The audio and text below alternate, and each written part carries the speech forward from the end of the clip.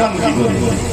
কোন জিনিস যদি গোপনে হয় জানতে পারবে না, কিন্তু যদি জেনে যায় গোপনীয়তার অভাব ছিল, আমরা জানলাম কিভাবে? আগে জেনে রাখতে রাখতে কৈলাসের দিন ভোলানাথ আর পার্বতী বসে আছে। হঠাৎ পার্বতী ভোলানাথকে বলছে, প্রভু আমি তোমার মুখে রাসলীলার কথা শ্রবণ করতে চাই। কেন জানো?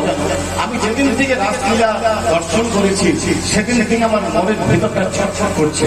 তুমি আমাকে রাসলীলার কথা বর্ণনা করো। যাইটা বলেছেন রাসলীলার কথা বর্ণনা করো। ভোলানাথ বলছে, পার্বতী এ কথা আমি তোমায় বলতে পারবো না। কেন না? রাসলীলার কথা খুব গোপনীয় জিনিস, এটা বলা যাবে না, বুঝেছো?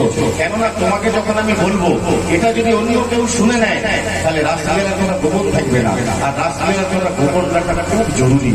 এই জায়গায় পার্বতী ভোলানাথকে একটি কথা বলে দিয়েছিলেন। কি কথা? প্রভু বৃন্দাবনের ব্রজগোপীদের মনের বাসনা পূর্ণ করার জন্য শ্যামসুন্দর বৃন্দাবনে রাস করেছিলেন, আর তুমি সে রাসলীলার কথা শুধু বর্ণনা করতে পারবে না। ভোলানাথ বলছেন, পার্বতী তুমি এত বড় কথা বললে, তবে আমি রাসলীলার কথা তোমায় বলবো, তবে একটা সত্যি।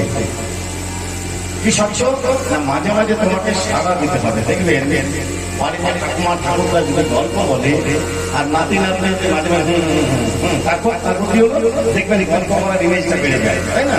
তা ঠিক সেরকম ভোলানাথ বলে চলেছে, আর তারপরে মাঝে মাঝে সারা দিয়ে চলেছে। আর চাই না রাসলীলার বর্ণনা শেষ হয়েছে, ভোলানাথ পার্বতীর দিকে তাকিয়ে দেখে একই দেখে পার্বতী আরেকবার ঘুমিয়ে পড়েছে আসতে। তাহলে কে? এই পার্বতী কণ্ঠস্বর মিলিয়ে এইভাবে সারা দিচ্ছে।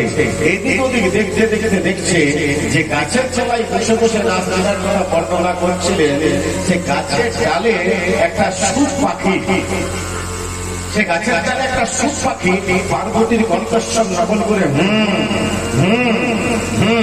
সাড়া দিয়ে চলেছে। ভোলানাথ মনে মনে চিন্তা করছেন, এই পাখি যদি বেঁচে থাকে রাসলীলার কথা গোপন থাকবে না, এই পাখিকে যে কোনো উপায় হত্যা করতে হবে। ভোলানাথ সজা তুলে দিলেন ত্রিশূল তুলে খুব রেগে গেলেন। রেগে গিয়ে পাখিটার থেকে রেগে তাকে পাখি রাগান্বিত ভোলানাথ ত্রিশূল হস্তে নিল,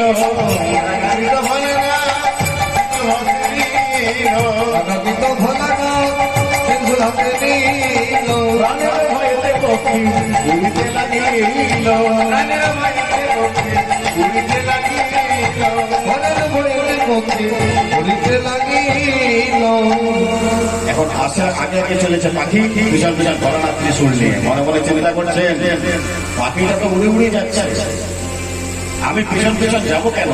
ত্রিশূলটাকে বলে ত্রিশূল এক কাজ কর, পাখিটাকে বধ করে তবে আসে, পাখিটাকে বধ করে তবে আসবে। দেখুন মায়েরা জেনে রাখুন, এটার নাম কি?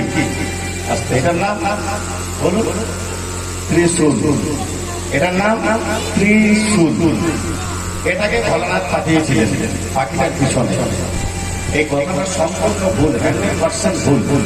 তাহলে ক্লিকটা কি? এটার নাম অ্যাকচুয়ালি ত্রিশূল নয়। ত্রিশূল কোনটা? আপনাদের এখানে কোনো রাজবাড়ি আছে সামনাসামনি? নেই। যদি কোথাও যান সেখানে যদি রাজবাড়ি থাকে একবার রাজবাড়িতে ঢুকবেন। কেন? আগেকার দিনে একটা প্রভাব ছিল যে আগেকার দিনে কেউ কোনো অপরাধ করলে তাকে শুলে চড়ানো হতো, জানেন? শুলটা কেমন জানেন? দেখুন, শুলটা মানে এরকম, মানে উপরটা ছুঁচের মতো সরু আর নিচটা আস্তে আস্তে আস্তে আস্তে আস্তে মোটা হয়ে আসে। এটা হচ্ছে শুল। মানে আগেকার দিনে কেউ অপরাধ করলে তাকে এখানে বসিয়ে দেওয়া হতো। যেটা হচ্ছে নৃশংস হত্যা, নৃশংস হত্যা এখানে বসিয়ে দেওয়া হতো। তাহলে শুল মানে যদি এটা হয় তাহলে ত্রিশূল মানে তিনটে এরকম সোজা তিনটে হবে, বাঁকা নয়। একদম সত্যি কথা, ত্রিশূল এটা নয়। ভোলানাথ যে ত্রিশূলটা পাঠিয়েছিলেন এটা বাঁকা ছিল না, তিনটি সোজা। এটাকে বললেন যা পাখিটাকে বধ করে তবে আসবে। আগে আগে পাখি পিছন পিছন ত্রিশূল যাচ্ছে, পাখি মনে মনে ভাবছে এই বিপদের দিনে আমাকে বাঁচাতে পারে দুজন, একে হয়তো ব্রাহ্মণ, তাছাড়া কোনো ব্রাহ্মণই। এই সময় পাখিটা করেছে কি জানেন? ব্যাসদেবের মধ্যে উঠিবাদ করে হাই করেছে, আর যাই না হাই করা মুখ দিয়ে পরস্পর করতে। এই সময় পাখিটা করেছে কি জানেন? ব্যাসদেবের মধ্যে উঠিবাদ করে হাই করেছে, আর যাই না হাই করা মুখ দিয়ে পরস্পর করতে। এই সময় পাখিটা করেছে কি জানেন? ব্যাসদেবের মধ্যে উঠিবাদ করে হাই করেছে, আর যাই না হাই করা মুখ দিয়ে পরস্পর করতে। আর চাই না গর্ভে প্রবেশ করা ওই ত্রিশূলটা যে ছুটে আসছিল থমকে দাঁড়িয়ে গেছে। কেন? ভোলানাথ আমাকে বলেছে পাখিটাকে হত্যা করতে। এখন যদি আমি পাখিটাকে হত্যা করতে যাই তাহলে ব্রাহ্মণই হত্যা হয়ে যাবে, এটা তো একটা অপরাধ। আমি তো ব্রাহ্মণ হত্যা করতে পারবো না। তবে ঠিক আছে, গর্ভে যখন প্রবেশ করেছে একদিন না একদিন বাইরে আসতে হবে, যেদিনই আসুক সেই দিনে তাকে হত্যা করবো। কিন্তু গর্ভ